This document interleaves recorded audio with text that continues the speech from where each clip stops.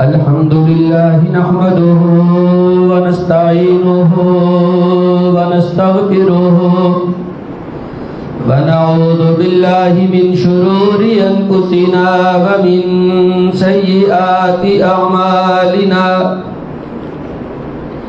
من يهده الله فلا مضل له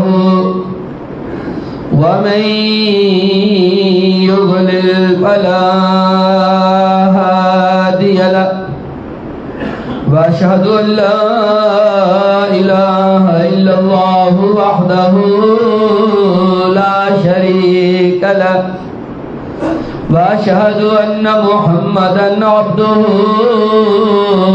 ورسوله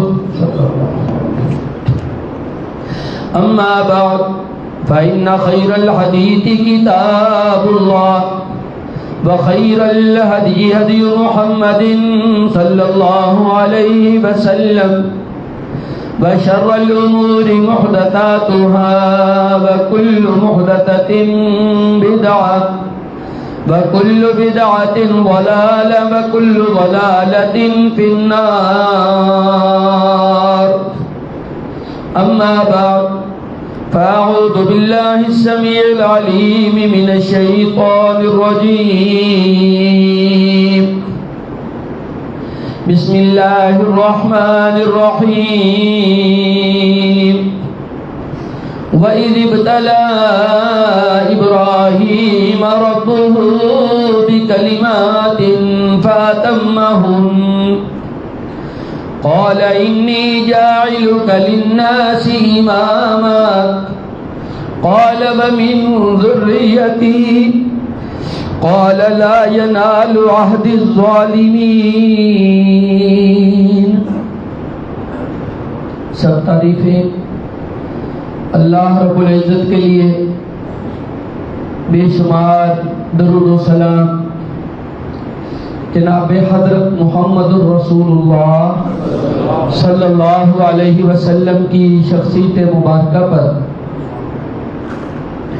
محترم حضرات، آپ کے سامنے پہلے پارے سورۃ البقرہ سے ایک آیت مبارکہ تلاوت کی ہے. اس میں اللہ رب العزت نے جد انبیاء جناب حضرت خلیل اللہ ابراہیم علیہ السلام کا تذکرہ فرمایا ہے. اللہ رب العزت ارشاد فرماتے ہیں، میں نے اپنے ابراہیم کو کئی باتوں میں آزمایا، امتحان لیا میں نے اس کا، میں نے اسے کئی مشکلوں میں ڈالا، کئی پریشانیاں اس کی زندگی میں، کئی پریشانیاں، ایک نہیں کئی پریشانی، کئی امتحان، کئی آزمائشیں. ابراہیم کو میں نے آزمایا. اللہ فرما رہے وَإِذِ ابْتَلَىٰ إِبْرَاهِيمَ رَبُّهُ. ہم بھی کئی بار کہہ دیتے ہیں کہ ہماری آزمائش ہے. آزمائش تو نبیوں کی ہوتی ہے، رسولوں کی ہوتی ہے، جو بڑے بڑے حوصلے والے ہوتے ہیں. ہم تو ایک بات پہ رونے لگ جاتے ہیں، ہم تو ایک بات پہ گھبرا اٹھتے ہیں. یہ رسولوں اور انبیاء کو اللہ کا دیا ہوا حوصلہ ہے، جس کو اللہ رب العزت فرماتے فاصبر کما صبر اولو العزم من الرسل ولا تستعجل لهم. اے میرے محبوب پیغمبر جناب حضرت محمد صلی اللہ علیہ وسلم، آپ اس طرح حوصلہ کریں جیسے میرے اولو العزم رسولوں نے حوصلہ کیا ہے، ویسے صبر کریں. ہم تو بس اللہ تعالیٰ رحمت فرمائے، ہم آزمائشوں کے لائق نہیں ہیں. ہمیں تو اللہ تعالیٰ سے یہی دعا کرنی چاہیے، اللہ ہم تیری آزمائشوں کے قابل نہیں ہیں، ہم پر تو بس رحمت کے دریا بہا دے. اللہ تعالیٰ فرماتے میں نے آزمایا اپنے ابراہیم کو کئی باتوں میں، فاتمہن، سب میں پورا نکلا. اللہ سب میں کامیاب نکلا، پاس ہو گیا، سب میں پورا کر دیا اس نے. اور قرآن حکیم کا یہ اسلوب اور دنیا کی زندگی کا یہ اصول ہمیشہ یاد رکھیں، پریشانی جتنی بڑی ہوتی ہے، امتحان جتنا بڑا ہوتا ہے، محنت اس میں جتنی زیادہ لگتی ہے، اگر اس میں انسان پاس ہو جائے انعام بھی اتنا بڑا ملتا ہے۔ ہم لوگ انعام بڑا چاہتے ہیں، بدلہ بڑا چاہتے ہیں، کامیابی بڑی مانگتے ہیں، امتحان چھوٹا سا نالا بھی اللہ کے لیے کراس کرنے کے لیے تیار نہیں ہوتے۔ یہ اصول ہے اور قرآن حکیم کا یہ اسلوب ہے کہ جتنا بڑا امتحان کامیابی پر انعام بھی اتنا بڑا ہے۔ اللہ رب العزت فرماتے ہیں وَإِذِ ابْتَلَىٰ إِبْرَاهِيمَ رَبُّهُ بِكَلِمَاتٍ فَأَتَمَّهُنَّ قَالَ إِنِّي جَاعِلُكَ لِلنَّاسِ إِمَامًا۔ میں نے اپنے ابراہیم کو کئی باتوں میں آزمایا، اس کا بڑی باتوں میں میں نے امتحان لیا، ہر امتحان میں میرا ابراہیم کامیاب ہو گیا۔ پھر اللہ فرماتے میں نے اعلان کر دیا انی جاعلک للناس اماما، او میرے ابراہیم میں نے تجھے ساری کائنات کا امام بنا دیا ہے۔ امامت بھی مالک کائنات نے ساری کائنات کی عطا کر دی، سب لوگوں کا تو امام ہے۔ اور باپ تھا نا باپ، نبیوں کا باپ تھا تو ہمارا بھی تو باپ تھا، اور اس کی صفت اللہ تعالیٰ نے قرآن حکیم میں بیان فرمائی ان ابراہیم لحلیم اواہ منیب، میرا ابراہیم بڑے حلم والا تھا، ہر باتوں میں میری طرف رجوع کرنے والا تھا، میرا ابراہیم ہر معاملے میں میرے آگے جھکنے والا تھا۔ اللہ تعالیٰ نے انعام عطا کر دیا، تجھے کائنات کا امام بنا دیا ہے۔ اور باپ تھا، اولاد کے لیے تڑپ اٹھا، اس نے کہا قال من ذریتی، یہ ہے باپ کا حلم، یہ ہے باپ کی بردباری، یہ ہے باپ کی شفقت۔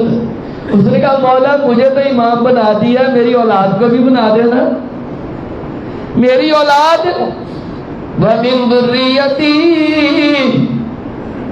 اولاد کو بھی بنا دینا۔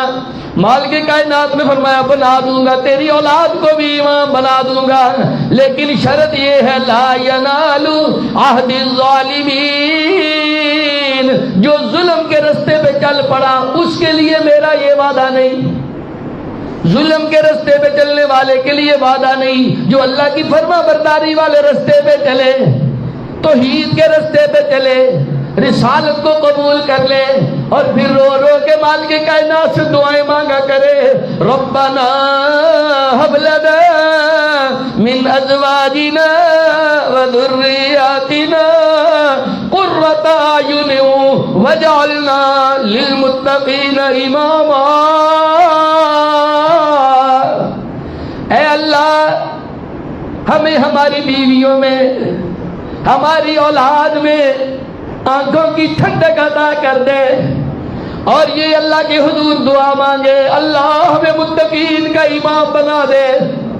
یہ والی امامت نہیں ہے مصلی پہ کھڑے ہونے والی، اس کا مطلب کیا ہے کہ یا اللہ تو نے مجھے نیکی کے رستے پہ لگایا ہے، میری اولاد کو بھی نیکی کے رستے پہ لگا دینا۔ حتیٰ کہ صرف اولاد نہیں، اگر صرف اولاد لگے تو دعا کرنے والا امام ہے، اولاد امام نہیں ہے۔ اولاد کی اولاد بھی نیکی کے رستے پہ لگے پھر وہ اولاد بھی امام ہے، پھر اس کی اولاد نیکی کے رستے پہ لگے وہ اولاد بھی امام ہے۔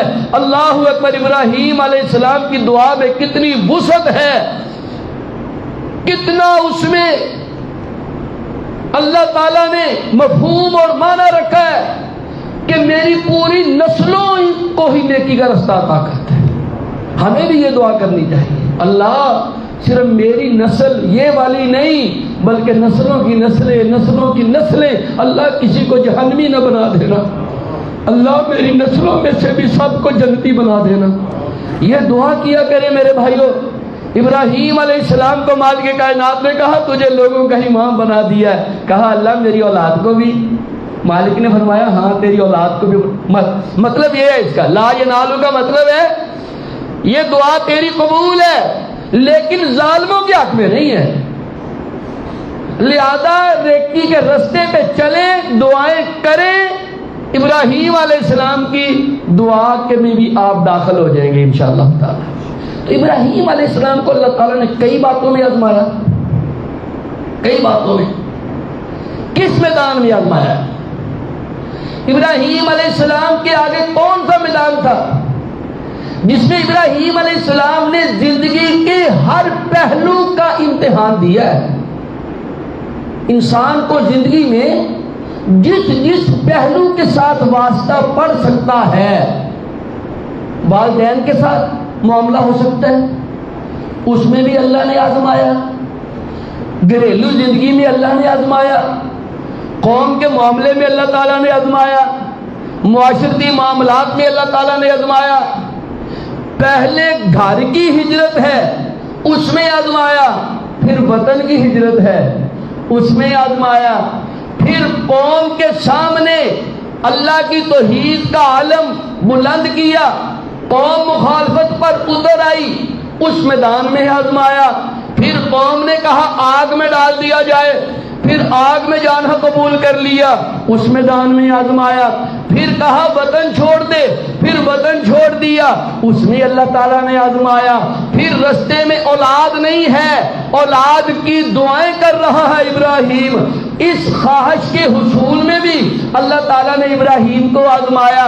پھر رستے میں ایسا معاملہ جو عزت اور ناموس کا معاملہ تھا, تاریخ میں یا اسلامی ہسٹری میں کسی نبی اور رسول کے ساتھ یہ معاملہ بیان نہیں ہوا کہ عزت کے معاملے میں کسی نبی کو آزمایا گیا ہو. ابراہیم علیہ السلام کو عزت اور ناموس کے معاملے میں بھی آزمایا گیا. اور پھر اللہ تعالیٰ نے اولاد دی تو اولاد دینے کے بعد پھر اولاد کے معاملے میں آزمایا. پھر اللہ تعالیٰ نے کہا اولاد کو, بیوی کو وہ پردیسوں میں چھوڑا. پھر خواہشات کو قربان کرنے کے لیے آزمایا. میں کیا کیا میدان بتاؤں. نہ جسمانی طور پر کوئی میدان خالی رہا, نہ روحانی طور پر کوئی میدان خالی رہا, نہ چار دیواری کے اندر والا میدان خالی رہا, نہ چار دیواری کے باہر والا میدان خالی رہا, نہ انفرادی والا میدان خالی رہا, نہ اجتماعی زندگی والا میدان خالی رہا, نہ اپنا علاقے والا میدان خالی رہا, نہ پردیس والا میدان خالی رہا, نہ بچپن خالی رہا, نہ جوانی خالی رہی, نہ بڑھاپا خالی رہا, نہ زیادہ بڑھاپا خالی رہا. ہر میدان میں جہاں بھی اللہ نے ابراہیم علیہ السلام کو ڈال دیا, ایک اللہ کا نام بلند کرنے کے لیے اپنے آپ کو پیش کر دیا. اور کیسے پیش کیا؟ اللہ اکبر, کیسے پیش کیا؟ قربانی ہم کرتے ہیں, کیا ہم قربانی کے علاوہ اپنے آپ کو ایسے پیش کرتے ہیں؟ کیسے پیش کیا؟ اللہ تعالیٰ فرما رہے اذ قال له ربه اسلم قال اسلمت لرب العالمین. اللہ فرماتے ہیں جب بھی ابراہیم کے رب نے اسے کہا ابراہیم میرا یہ کام کرنے کے لیے تیار ہو جا, میرا یہ کام کرنے کے لیے فرما بردار ہو جا, میرا یہ کام کرنے کے لیے اپنے آپ کو پیش کر دے. ابراہیم نے سوچنے کا ٹائم نہیں لیا. ہمیں کئی مسائل کا پتہ لگ جائے نا پھر بھی سوچنے کا ٹائم لیتے ہیں. یار سال ٹھہر جائیے, ہجے نہ برادری ہے, ہولی ہولی کریں گے, ہجے برادری کے معاملات نے, برادری کتے ناراض نہ ہو جاوے, گھریلو معاملات نے, کاروباری نے, جتھے میں نوکری کرتا اتنے بڑے مسئلے نے. ہم اپنی کئی طویلے, میں یہ مثال دوستوں کو دیتا ہوتا ہوں, ہمیں علم ہو جاتا ہے خاص کر ایک مسئلے کو دیکھیں کہ کل 47واں دین کا حصہ نہیں, بدعت ہے. اللہ کے رسول نے یہ عمل نہیں کیا, صحابہ نے نہیں کیا, تابعین نے نہیں کیا, تبع تابعین نے نہیں کیا, اماموں نے نہیں کیا.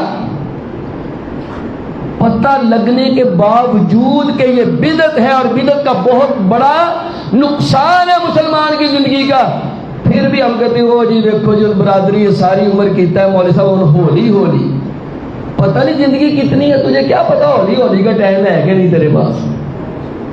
دنیا کے معاملے میں کہتا ہے ابھی کے ابھی، اور اللہ کے معاملے میں ہولی ہولی، اور قربانی کر کے کہتا ہے جی دیکھو جی ہم نے ابراہیم کی سنت پوری کر دی۔ نا ابھی تو گوشت کھایا ہے، سنت پوری کرنی ہے تو یہ عزم بھی لے کے بیدار ہو۔ مالک کائنات نے فرمایا پہلا پارہ یہ والا بھی، اذ قال له ربه اسلم، اللہ خود فرما رہے جب بھی میں نے اپنے ابراہیم کو کہا ابراہیم میرا یہ کام کرنے کے لیے تیار ہو جا، میرے لیے اس میدان میں اتر جا، جب بھی میں نے کہا ابراہیم نے سوچنے کا ٹائم نہیں لیا، قال اسلمت لرب العالمین، اس نے کہا میں حاضر میرے اللہ، میں حاضر، اسلمت میں حاضر، کس لیے؟ دنیا کے کسی رشتے کے لیے، دنیا کے کسی عہدے کے لیے، دنیا کے کسی بڑے کے لیے، نا میں حاضر رب العالمین، اس اللہ کے لیے جو دونوں جہانوں کا داتا ہے، جو دونوں جہانوں کا پروردگار ہے۔ ابراہیم علیہ السلام کی یہ خوبی، جس میدان میں جب بھی کہا مالک کائنات نے تیار ہو جا، اس نے کہا میں تیار ہوں اللہ، میں حاضر ہوں۔ کتنے میدان میں نے آپ کے سامنے بیان کی، مسئلہ کیا تھا، معاملہ کیا تھا، امتحانوں میں کیوں اترنا پڑا، کس رستے کو اختیار کرنے پر ابراہیم علیہ السلام کو اس قدر زیادہ آزمائشوں کا سامنا کرنا پڑا؟ وہ یہ تھا کہ انہوں نے نہ صرف عقیدہ توحید کو خود تسلیم کیا، بلکہ پھر اللہ تعالیٰ کی وحدانیت کا علم دنیا کے سامنے بھی بلند کر دیا۔ آپ اکثر یہ لفظ سنتے رہتے ہیں عقیدہ توحید، عقیدہ توحید۔ عقیدہ توحید کیا ہوتا ہے؟ توحید کا مطلب کیا ہے؟ توحید کا مطلب ہے اللہ کو ایک جاننا، اللہ کو ایک ماننا، یکتا تسلیم کرنا۔ کس معاملے میں؟ کس معاملے میں اللہ ایک ہے؟ قل هو اللہ احد اللہ الصمد لم یلد ولم یولد ولم یکن له کفوا احد۔ مالک کائنات نے فرمایا میرے محبوب حضرت محمد صلی اللہ علیہ وسلم آپ اعلان فرما دیجئے اللہ ایک ہے، اللہ الصمد، اللہ بے نیاز ہے، یعنی اللہ کو کوئی ضرورت نہیں، کوئی محتاجگی نہیں۔ جس کو محتاجگی ہو وہ اللہ والی صفتوں کا مالک نہیں ہو سکتا۔ اللہ کھاتا نہیں، اللہ کھلاتا ہے، اللہ پیتا نہیں، اللہ پلاتا ہے، اللہ بیمار نہیں ہوتا، اللہ صحت عطا کرتا ہے، اللہ کو ضرورتیں نہیں، اللہ لوگوں کی ضرورتیں پوری کرتا ہے۔ جس کو ضرورتیں ہیں، جس کو محتاجگی ہے، جو کھاتا ہے، جو پیتا ہے، جو بیمار ہوتا ہے، وہ اللہ والی صفتوں کا مالک نہیں ہو سکتا۔ یہ عقیدہ توحید ہے۔ اللہ ہی ہے، بس اللہ ایک ہے، کسی کی محتاجگی نہیں۔ لم یلد ولم یولد، نہ اس نے کسی کو جنم دیا ہے، یعنی نہ وہ خود کسی کا باپ ہے، نہ کوئی اس کا باپ ہے۔ جو لوگ کہتے ہیں عیسیٰ ابن اللہ ہے، عیسیٰ اللہ کا بیٹا ہے، اللہ پر جھوٹ باندھتے ہیں۔ جو کہتے ہیں عزیر اللہ کا بیٹا ہے، اللہ پر جھوٹ باندھتے ہیں۔ جو کہتے ہیں جناب محمد صلی اللہ علیہ وسلم نور من نور اللہ ہے، اللہ پر جھوٹ باندھتے ہیں، اللہ پر جھوٹ باندھتے ہیں۔ جب میں کہتا ہوں نا کہ لوگ کہتے ہیں عیسیٰ اللہ کا بیٹا ہے تو لوگ بیٹھے رہتے ہیں، جب میں کہتا ہوں عزیر کو لوگ کہتے ہیں اللہ کا بیٹا ہے، لوگ بیٹھے رہتے ہیں۔ اصل تو بات ہے ہم بھی تو کہہ رہے ہیں، جب یہ بتایا جاتا ہے پھر لوگ پریشان ہو جاتے ہیں۔ سیم لفظ ہے، سیم عقیدہ ہے۔ ایک تو ہے نا نبی پاک کو نور ماننا، وہ تو چلو نور مشرق کا علیحدہ مسئلہ تو ہو گیا نا، دلائل وہ بھی علماء پیش کرتے یہ بھی کرتے، یہ تو ایک علیحدہ مسئلہ ہو گیا۔ اس سے آگے بڑھ کر نور من نور اللہ، یعنی اللہ کے نور میں سے نور ہیں، اور اللہ کہتا ہے لم یلد ولم یولد، نہ میں کسی سے نکلا ہوں نہ کوئی مجھ سے نکلا ہے۔ مولانا صاحب، میرے برادر، میری بہن، ابراہیم علیہ السلام کی دعوت کوئی عام دعوت نہیں تھی، عقیدہ توحید کی دعوت تھی۔ عقیدہ توحید کیا ہے؟ اللہ کو ایک ماننا، اللہ کو ایک جاننا، اللہ کا کوئی شریک نہیں۔ لم یلد ولم یولد، نہ اللہ نے کسی کو پیدا کیا نہ اللہ کسی سے پیدا کیا گیا۔ ولم یکن لہ کفوا احد، کائنات میں کوئی ایسا نہیں جو اس کی برابری کر سکے، جو اس کی ہمسری کر سکے، جو اس کے معاملات میں سانجھی ہو، شراکت دار ہو، حصے دار ہو۔ نہ پھر کوئی یہ نہ سمجھے کہ وہ آسمانوں پہ ہے، زمین کے اس نے اختیارات بانٹ دیے ہیں۔ مالک کائنات نے فرمایا وَهُوَ الَّذِي فِي السَّمَاءِ إِلَٰهٌ وَفِي الْأَرْضِ إِلَٰهٌ۔ او دنیا کے لوگوں، جو تمہارا اللہ ہے نا، وہ آسمانوں کا بھی الہ ہے، زمین کا بھی الہ ہے۔ اللہ تو الہ ہے، کوئی اور؟ مالک کائنات نے فرمایا وَإِلَٰهُكُمْ إِلَٰهٌ وَاحِدٌ، تمہارا الہ ایک ہی الہ ہے، دو نہیں، ایک ہی الہ ہے۔ ابراہیم علیہ السلام نے اس عقیدے کو تسلیم کیا، اور کس وقت تسلیم کیا؟ کس وقت تسلیم کیا؟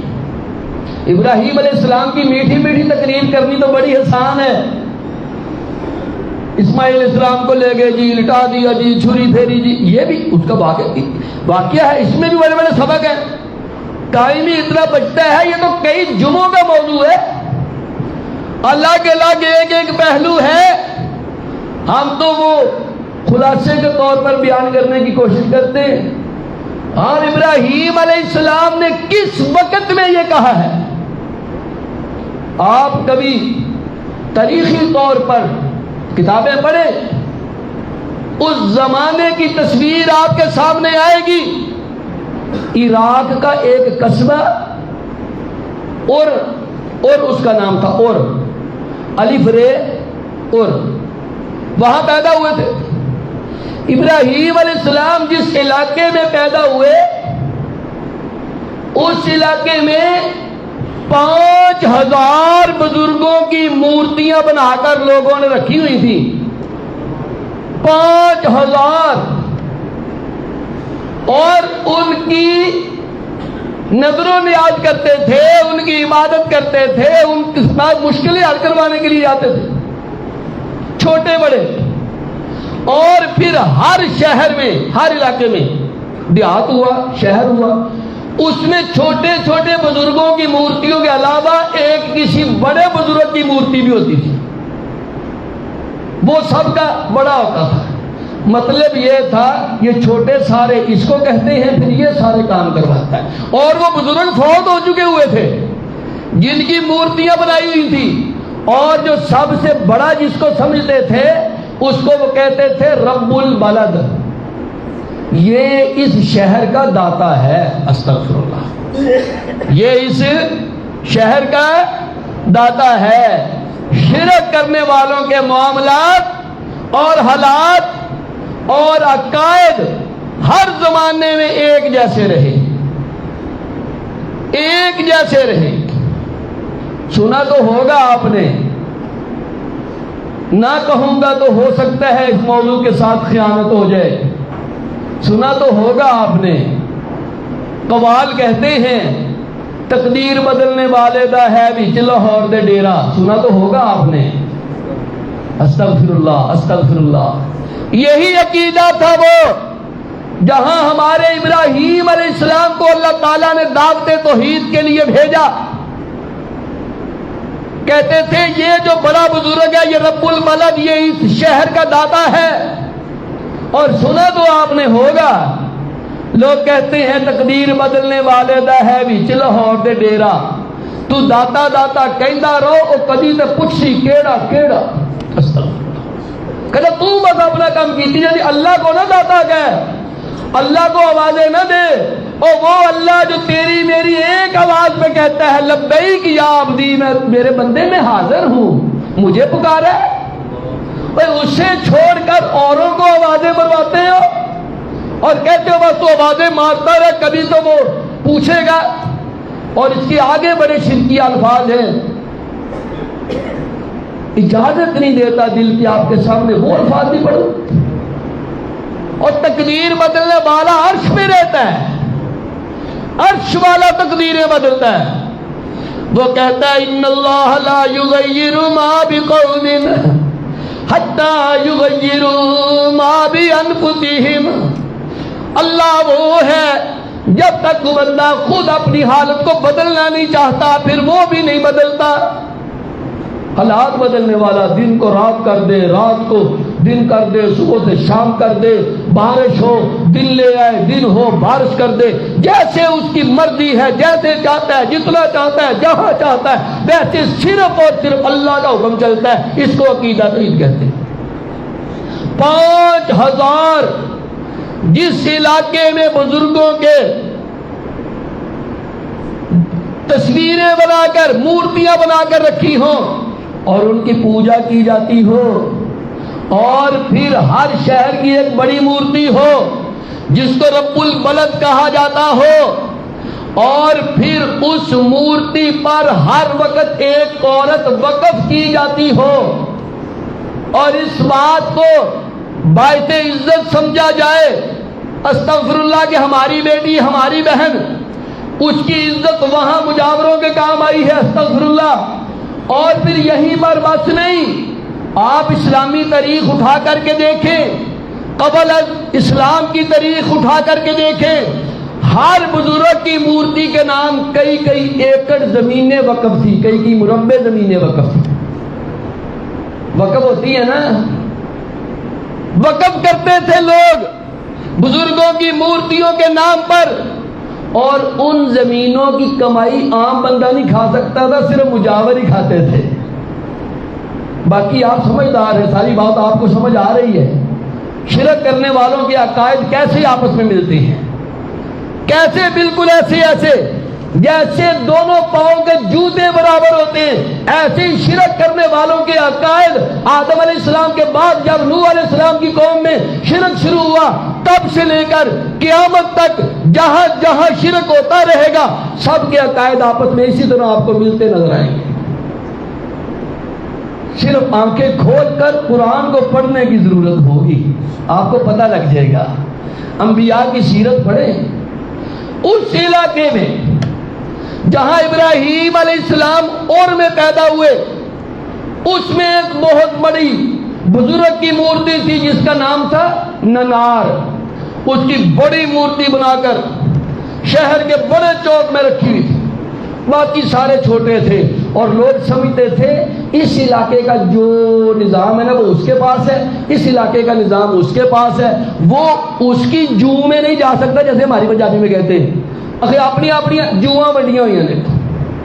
آ ملتان دی فلانے کول ہے، لاہور دی گدی ادھر ہے، راول پنڈی دی ادھر ہے، فیصل آباد دی ادھر ہے، وہ اتوں کا مالک، اتوں کا مالک، اتوں کا مالک۔ اور نہیں، ساری کائنات کا ایک ہی مالک ہے، ساری کائنات کا ایک ہی مشکل کشا ہے، ساری کائنات کا ایک ہی حاجت روا ہے، ساری کائنات کا کرنی بھرنی والا ایک ہی ہے۔ وہ بار بار اعلان کرتا ہے وَإِن يَمْسَسْكَ اللَّهُ بِضُرٍّ فَلَا كَاشِفَ لَهُ إِلَّا هُوَ وَإِن يَمْسَسْكَ بِخَيْرٍ فَهُوَ عَلَى كُلِّ شَيْءٍ قَدِيرٌ۔ او میرے محبوب صلی اللہ علیہ وسلم، اگر آپ کو بھی اللہ کہتے ہیں کوئی پریشانی آ جائے، اللہ کے سوا اسے کوئی دور نہیں کر سکتا۔ اور اے میرے محبوب، اگر میں آپ پر پریشانی ختم کر کے رحمتیں ہی رحمتیں کر دوں، میری رحمت کو بھی آپ سے کوئی ہٹا نہیں سکتا۔ یہ اللہ کا اعلان ہے۔ قرآن کی آواز ہے، پیغمبر علیہ الصلوۃ والسلام نے اس کو تسلیم کیا ہے، اس کو پھر آگے پھیلایا ہے۔ جہاں پر قدم قدم پر مشکلیں حل کرنے کے لیے بزرگوں کی مورتیاں ہوں اور سب سے بڑی مورتی ننار کے نام پہ موجود ہو، اور ابراہیم علیہ السلام کا باپ،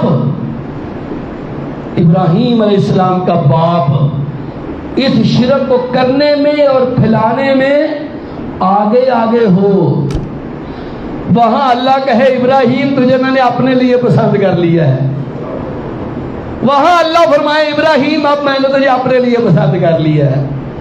اللہ میں حاضر ابراہیم بس ایک تو خود سمجھ لے کہ میرے سوا کوئی مشکل کشا نہیں، کوئی حاجت روا نہیں، کوئی کرنی بھرنی والا نہیں۔ اللہ جی میں حاضر، میں نے قبول کر لیا۔ ابراہیم خود نہیں قبول کرنا، اس کو آگے بھی پھیلا، اس کو آگے بھی پھیلا۔ اس وقت میں ایسے حالات میں توحید کی آواز پھیلانی ایسے تھا جیسے بھیڑوں کا گھر ہو، پھوڑی پھوڑ ہو تو بندہ میں اپنا ہاتھ رکھ دے۔ ہائے ہم سوچتے ہیں 100 بار۔ یہ اللہ تعالیٰ نے ابراہیم علیہ السلام کے واقعات قرآن میں بغیر مقصد کے بیان نہیں کیے۔ بیان کرنے کا اللہ تعالیٰ کا بہت بڑا مقصد ہے۔ اللہ تعالیٰ کا کوئی کام حکمت اور مقصد سے خالی نہیں ہے۔ یہ اپنے عقیدے میں بات شامل رکھے۔ اللہ تعالیٰ فرماتے خود ربنا ما خلقت هذا باطلا سبحانک فقنا عذاب النار۔ اللہ فرماتے جو میرے بندے ہیں وہ میرے حضور ان الفاظ کے ساتھ دعائیں کرتے ہیں، اس عقیدے کو مانتے ہیں اللہ کائنات میں تو نے جو بھی پیدا کیا بغیر مقصد کے پیدا نہیں کیا۔ اللہ نے ابراہیم علیہ السلام کے واقعات سے قرآن کو بھر دیا، اور پھر اللہ تعالیٰ نے حکم دیے، فرمایا قل صدق اللہ۔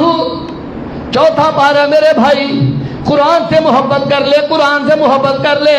ہماری نہ مان، ہمارے بڑے کی نہ مان، ہمارے بزرگ کی نہ مان، ہمارے باپ دادا کی تسلیم نہ کر، قرآن کی بات تو تسلیم کر لے، قرآن کی بات تو مان لے۔ مالک کائنات نے فرمایا قل صدق اللہ فاتبعوا ملت ابراہیم حنیفا وما کان من المشرکین۔ میرے محبوب آپ اعلان کر دیں اللہ نے سچ کہا ہے۔ اللہ نے کیوں جی، اللہ کی بات سچی ہے کہ نہیں؟ کائنات میں سب سے زیادہ اور بڑی اور اعلیٰ سچی بات اللہ کی بات ہے۔ خود اللہ تعالیٰ نے فرمایا وَمَنْ أَصْدَقُ مِنَ اللَّهِ قِيلًا۔ بات کرنے کے حوالے سے اللہ سے زیادہ سچا کون ہو سکتا ہے؟ اللہ تعالیٰ فرما رہے میرے محبوب آپ کہہ دیں اللہ چھوٹے نے سچ کہا ہے۔ کیا کہا ہے؟ اللہ نے کہا فاتبعوا ملت ابراہیم حنیفا۔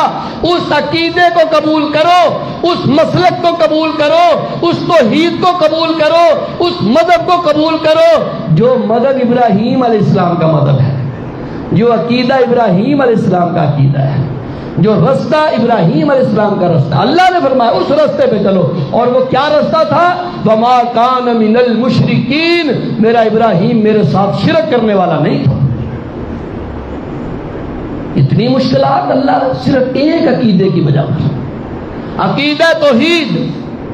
پھر سمجھ لیں توحید کا معنی اللہ کو ایک ماننا، اللہ کو ایک جاننا، اور یہ عقیدہ رکھنا کہ اللہ تعالیٰ کی صفتوں میں، اللہ تعالیٰ کے افعال میں، اللہ تعالیٰ کی ذات میں کوئی ذرا برابر بھی شریک نہیں ہے، وہ اکیلا مالک ہے۔ جیسے اللہ غیب میں رہ کر کے دلوں کے حالات جانتا ہے، ایسے کائنات کی کوئی ہستی نہیں جانتی۔ جیسے اللہ بغیر اسباب کے دیکھنے پر قادر ہے، کوئی پیغمبر اور نبی بھی اس طرح غیب میں رہ کر دیکھنے پر قادر نہیں ہے۔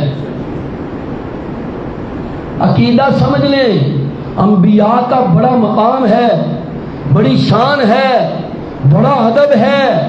انبیاء پر اگر ایمان نہ ہو تو جنت مل سکتی نہیں. کوئی بندہ جناب محمد الرسول اللہ صلی اللہ علیہ وسلم پر ایمان رکھے, رسالت کو تسلیم کرے اور آپ کی بتائی ہوئی باتوں پہ چلے, لیکن پورے انبیاء کی ترتیب میں سے کسی ایک کو بھی نہ مانے, جنت میں جا سکتا نہیں, کیونکہ اس کا عقیدہ ہی باطل ہے. لیکن ماننے کا یہ مطلب سمجھ لینا کہ وہ اللہ کی صفتوں میں شریک ہو گئے ہیں, یہ شرک ہے. جس طرح اللہ بغیر اسباب کے دیکھنے پر قادر ہے, کوئی دیکھنے پر قادر نہیں. جس طرح وہ سننے پہ قادر ہے, کوئی سننے پہ قادر نہیں. جس طرح وہ مدد کرنے پہ قادر ہے, کوئی اور مدد کرنے پہ قادر نہیں. جس طرح وہ دینے پہ قادر ہے, اس طرح کوئی دینے پہ قادر نہیں. نہ اس طرح سننے پہ, نہ دیکھنے پہ, نہ پکڑنے پہ, نہ کرنے پہ. لوگ کہتے جی اسی جتھے بھی جائیے نا ساڈے بابیاں دی ساڈے تے نظر ہوندی. یہ عقیدہ شرکی عقیدہ ہے. بغیر سبب کے کوئی اس طرح دلوں پہ نظر رکھنے پہ قادر ہے نہیں ہے. یہ صرف ایک اللہ کی صفت ہے. کیا؟ انہ علیم بذات الصدور. سینوں کی باتیں صرف وہ جانتا ہے. یعلم خائنۃ الاعین وما تخفی الصدور. وہ آنکھوں کی خیانت بھی جانتا ہے اور سینوں میں چھپی ہوئی باتیں بھی جانتا ہے. باقی لوگ اندازے مار سکتے ہیں, گیس لگا سکتے ہیں, کسی وقت ٹوٹکا لگیا پورا بھی ہو سکتا ہے, لیکن حقیقی علم اللہ کے سوا کسی پہ نہیں ہے. اور یہ سمجھنا کہ کسی کے پاس ہے یہ شرک ہے. ابراہیم علیہ السلام کے زمانے میں یہ والا شرک عام تھا. بزرگوں کی مورتیوں کے ناموں پہ زمینیں وقف تھیں, ان کے مجاور اس کو کھاتے تھے. ایسے وقت میں اللہ نے کہا ابراہیم میرا علم بلند کر. ابراہیم علیہ السلام نے اللہ کی توحید کا علم بلند کیا. سب سے پہلا میدان اللہ نے دیا تو گھر کا میدان دیا, اور سب سے آگے اس رشتے کو کھڑا کر دیا جو دنیا میں انسانی رشتوں میں سے سب سے قیمتی رشتہ ہے, باپ والا رشتہ. باپ والا رشتہ بڑا اہم رشتہ ہے. باپ کی اولاد کے لیے قربانیاں بڑی قربانیاں ہیں. ہم لوگ گھبرا جاتے ہیں, ہم لوگ سوچتے ہیں باپ فلاں بھائی کا زیادہ ساتھ دیتا ہے, فلاں بہن کا زیادہ ساتھ دیتا ہے, مجھے پیچھے کرتا ہے, یہ کرتا ہے, وہ کرتا ہے. سارا کچھ کر جائے پھر بھی اس کا بڑا مقام ہے. لوگ کئی بار یہ سوچتے ہیں, ہمارے پاس آ کر مسئلے پوچھتے, دیکھو جی ابا جی نے انج کر دیتا ہے, تو زیادتی ہے نا. کیا باپ زیادتی کرے اس کے مقابل آپ زیادتی کر سکتے ہیں؟ اصل یہ مسئلہ ہے. یہ نہیں مسئلہ کہ باپ زیادتی کر سکتا ہے کہ نہیں. باپ زیادتی کر سکتا ہے. نبی کریم علیہ السلام سے صحابی نے پوچھا میں اپنے ماں باپ کی کہاں تک فرما برداری کروں؟ آپ نے فرمایا باپ کی فرما برداری کر. اس نے پوچھا اگر وہ میرے اوپر ظلم کرے؟ آپ نے 3 بار فرمایا چاہے وہ تجھ پر ظلم کرے, چاہے وہ تجھ پر ظلم کرے, چاہے وہ تجھ پر ظلم کرے, تو نے پھر بھی ان سے حسن سلوک والا معاملہ کرنا ہے. دنیا کے معاملے میں ان کے ساتھ نرمی سے بات کرنی, پیار سے گفتگو کرنی. قرآن کا اسلوب تو اس سے بھی آگے ہے. مالک کائنات نے فرمایا وَوَصَّيْنَا الْإِنسَانَ بِوَالِدَيْهِ حُسْنًا. میں نے انسان کو وصیت کی, اللہ فرماتے ہیں اپنے ماں باپ کے ساتھ اچھا سلوک کرے. اور فرمایا وَإِن جَاهَدَاكَ لِتُشْرِكَ بِمَا لَيْسَ لَكَ بِهِ عِلْمٌ فَلَا تُطِعْهُمَا وَصَاحِبْهُمَا فِي الدُّنْيَا مَعْرُوفًا. کمال کر دی مال کے کائنات کے قرآن کے اس مقام نے. اللہ فرماتے ہیں اگر تیرا والدین تجھے مجبور کرے کہ میرے ساتھ شرک کر, یہ تو نے ان کی بات نہیں ماننی, شرک کرنے والی بات نہیں ماننی. بتاؤ جی والدین کا ظلم اس سے بڑا اور کیا ہو سکتا ہے کہ والدین اولاد کو کہیں شرک کر, شرک کر کے بندہ ہمیشہ ہمیشہ کے لیے کیا ہو جائے گا؟ جہنمی. اس سے بڑا تو ظلم کوئی نہیں نا, اس سے بڑی تو زیادتی کوئی نہیں کہ ماں باپ اس کو جہنمی بنانا چاہتے ہیں.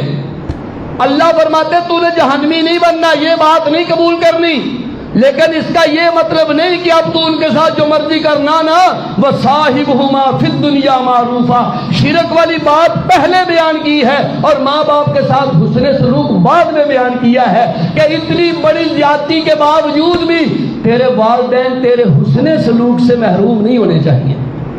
اور میرے بھائیوں، یہ دنیا کے چند پیسوں کے لیے، چند مرلوں کے لیے، دکانداری کی تھوڑی دیر کے لیے، چودراہٹ کے لیے ماں باپ کو گلیوں میں نہ رول دو، کہیں ماں باپ کو در بدر نہ کر دینا، کہیں یہ نہ ہو تمہارا ماں باپ تمہاری بہنوں کے گھر جا کے آخری وقت زندگی کا صرف کرے، کسی کے ہاتھوں پہ نہ چھوڑ دینا، کہیں ان کو کہیں دنیا کے دروازوں پہ نہ بھیج دینا، اپنے دروازوں پہ رکھنا۔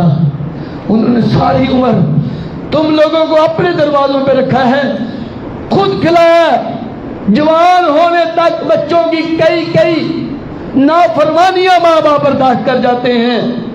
ہم کیا کرتے ہیں؟ بڑی زیادتی ہے جب یکدم باپ کی یا ماں کی طبیعت خراب ہوتی ہے نا۔ اچھا، یہ زندگی کی حقیقت بھی ہے، اس کو ہمیں ویسے بھی زندگی میں یاد رکھنا چاہیے، دنیا نہیں کرنی چاہیے۔ جب باپ کی یا ماں کی طبیعت خراب ہوتی ہے نا، یکدم آج کل کے حساب سے 1122 پہ کال کر دی، سارے اکٹھے ہو گئے، بھائی بھی آ گئے، بہنیں بھی آ گئی، بہنوں بھی آ گئی، بھابھیوں بھی آ گئی، گاڑی آ گئی، بیچ میں بیٹھ گئے، کچھ بیچ میں بیٹھ گئے، کچھ بائک پہ، گاڑی پہ، رکشے پہ۔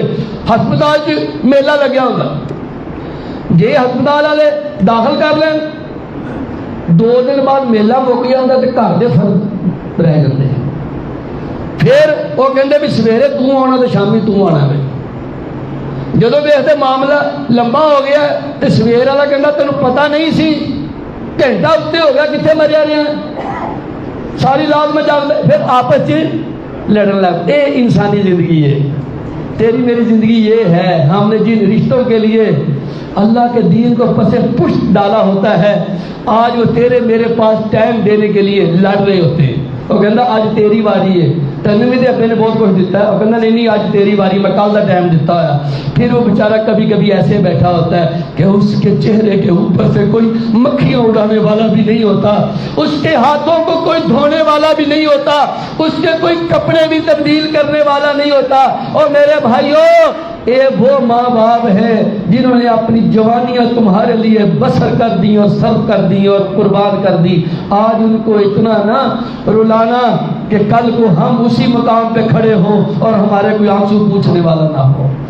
ابراہیم علیہ السلام کے سامنے اتنا اہم رشتہ کھڑا کر دیا باپ والا، اور کہا ابراہیم پہلے اس کو میری دعوت پہنچا، اور آپ نے سن لیا ہے۔ ابراہیم علیہ السلام کو اللہ فرماتے ہیں میں نے بڑے میدانوں میں ڈالا، اپنی توحید کے لیے ہر میدان میں وہ کامیاب نکلا۔ ابراہیم علیہ السلام کی سیرت بڑی لمبی ہے، اس میں سبق ہی سبق ہیں۔ میں نے کوشش کی تھی کچھ آگے جاؤں گا، لیکن وقت نے آگے نکلنے نہیں دیا۔ جتنا بیان کیا ہے آپ کے سامنے، جو آپ نے سنا ہے، اللہ اس کو قبول فرما، اور اللہ اس کے بیان کرنے میں، سننے میں جو کمی رہ گئی، کوتاہی رہ گئی، اس سے درگزر فرما، اور اللہ ہمیں حقیقی قرآن و حدیث والا عقیدہ عطا فرما دے۔ اللہ جو تیری توحید کے عقیدے کا اصل مطالبہ ہے وہ ہمیں عطا کر دے۔ اللہ ہم تیری توحید کو ماننے والے ماننا چاہتے ہیں، ہم کم علمی کی وجہ سے رستے سے ادھر ادھر ہو جاتے ہیں، اللہ ہماری رہنمائی فرما دے، اللہ وہ رستہ پر ہماری رہنمائی فرما دے جو تیرا اور تیرے حبیب کا رستہ ہے، اور پھر اس پر فوری فیصلہ کرنے کی توفیق عطا فرما کے باقی زندگی پھر اس کے مطابق گزرے، پھر ہم سے کمزوری ختم کر دے، پھر ابراہیم علیہ السلام والی سنت زندہ کرنے کی توفیق عطا فرما دے۔ وآخر دعوانا ان الحمدللہ رب العالمین۔